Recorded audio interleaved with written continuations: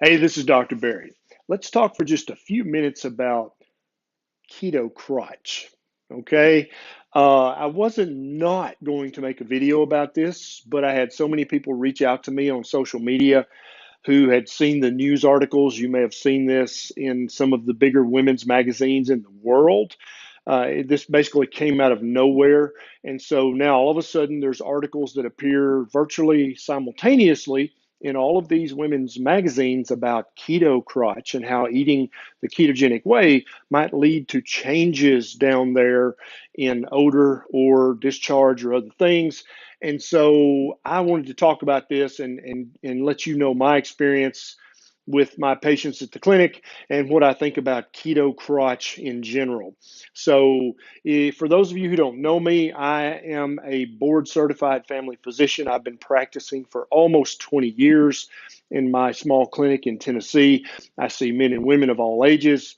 And so I have taken care of women for decades with chronic recurrent yeast infections, chronic recurrent bladder infections, chronic cystitis, both infectious and just inflammatory and autoimmune. And so I was broadly trained in family medicine.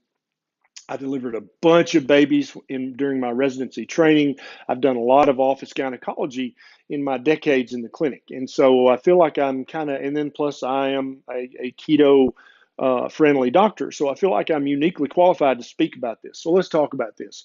So what the whole premise of this is that if you cut too many carbohydrates out of your diet, you might get something called keto crotch, which they describe as itching, discharge, and a change in odor.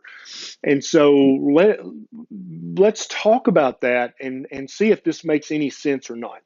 So, really, there are three big things which can change a woman's discharge or odor, and they are a yeast infection, a bacterial infection of the vagina, or a yeast or bacterial infection in the bladder, or an infection or inflammation of the bladder. And then there are also some autoimmune conditions of the vagina as well that can lead to changes in discharge and odor. So, the premise behind these articles is that if you eat not enough carbohydrates, somehow magically that'll make these things happen. But here's the problem. I've been treating just these kinds of conditions in the office for far over a decade. And what I've noticed is as more and more of my female patients convert to the ketogenic way of eating, women who used to have to come in 3 times a year for a yeast infection, they don't have to come in anymore. The yeast infections have gone away since they've cut the carbohydrates. Women who used to have chronic bladder infections multiple times a year don't have those infections anymore. And these yeast infections and bladder infections are very, very common in diabetic women, right? If you have type 2 diabetes or type 1 diabetes, if your blood sugar stays chronically high, you are much more likely to have a bladder infection, vaginitis, or vaginosis. You're much more likely to get all those. And so, as my more and more of my female population in my practice has gone keto or at least low carb, all those things have gone away. Instead of having 6 yeast infections a year, they have one a year. Instead of having 12 bladder infections a year, they have one or two a year, if any. I've had women with chronic severe cystitis that's not infectious. It's just an autoimmune or inflammatory condition go completely away eating keto. Now, when you read these articles carefully, you'll notice that they say, well, there's really hasn't been any medical research about this, and really no doctors have stepped forward and talked about this. So I guess I'm the first doctor in the world to talk about keto crotch, evidently, and I guess that there's some honor in that or not.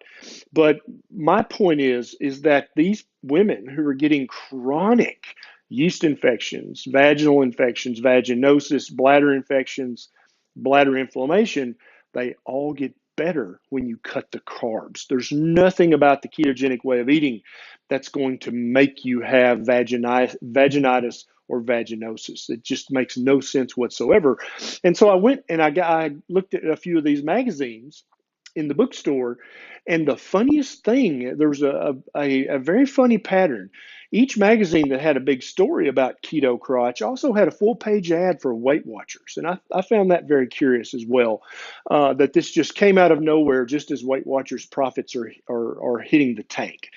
So rest assured, in my medical opinion, and in everybody else who is an MD or an advanced practice nurse or a physician's assistant, we see less and less things that could give you changes in odor and discharge when you eat keto. You don't get more of that. You get much, much less than that. And if you also lose some weight in the progress, then congratulations. So I think keto crotch is just the latest myth that the big publishing houses who get a lot of their ad dollars from Weight Watchers and Biggest Loser and Jenny Craig, they would love for you to stop eating keto. And so if they can scare you with the latest scare tactic, which is keto crotch, then they're successful, and they're going to get more ad dollars from the big carbohydrate pushing weight loss programs. And so I don't think keto crotch is a thing. I've had exactly zero complaints from women who are eating keto about any of these symptoms. Not a single woman has come to the clinic and saying, since I started keto, I've got keto crotch. I haven't heard that a single time, and I don't expect I will. Now, women who eat way too many carbohydrates do have chronic yeast infections, chronic bladder infections, and also inflammation in these areas as well, even without infection. And so, if you'd like to decrease your yeast infections and you'd like to decrease your bacterial infections and you'd like to decrease your inflammation, I would recommend that you absolutely explore the ketogenic way of eating, because that's going to help you do those things. Now, if you enjoyed this video and you'd like to see more like them, please consider subscribing to my channel. There's a little subscribe button, either there or there, and a little bell button right beside it. If you click those buttons, both of them, then every time I get a bright idea, you'll be one of the very first to know. So when we're talking about a month from now, keto armpits or keto monobrow or, keto butt rot, whatever they come up with next, then you'll be one of the very first to know that that video just posted. And if my videos have had a little effect on your health and helped you live a better life, you can click on my Patreon link. It's right down there. You can sign up very quickly and throw a buck or two my way so that I have more time to make more videos just like this. This is Dr. Berry. I'll see you next time.